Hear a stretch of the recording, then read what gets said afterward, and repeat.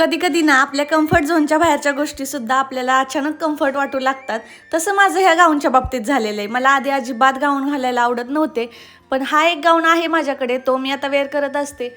चला, आजची तर भाजी सगळी निवडून घेतली. भाजीपेक्षा जास्त तर ना कचराच निघतो त्यामध्ये. चिकन 65 बनवलं होतं, ते मस्त असं एन्जॉय केलं. त्यानंतर बाकीचं घरातलं काम समोर दिसत होतं, त्यामुळे आराम काय आज करतच नव्हते. आणि आज तर घरातली कामं आणि क्लिनिंग ह्या सगळ्यामध्येच एवढा माझा वेळ गेला ना की बाकी काही करायला वेळच मिळाला नाही. आणि तुम्ही सगळे सुद्धा सारखे म्हणत असता की तुझे व्हिडिओ खूप छान असतात, तुम्हाला खूप आवडतात, पण तुम्ही सबस्क्राईब मात्र करत नाही.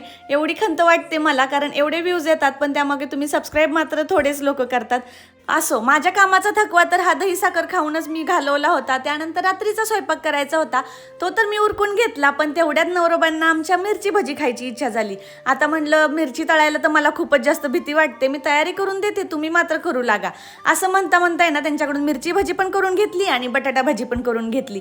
असं गोड बोलूनच मी नवऱ्याकडून कशी कामं करून घेते ना, इतकी हुशार आहे मी. पण आता पुढचे काही महिने मी डिलिव्हरीला गेल्यानंतर मी ह्या सगळ्या गोष्टी खूपच जास्त मिस करणार आहे.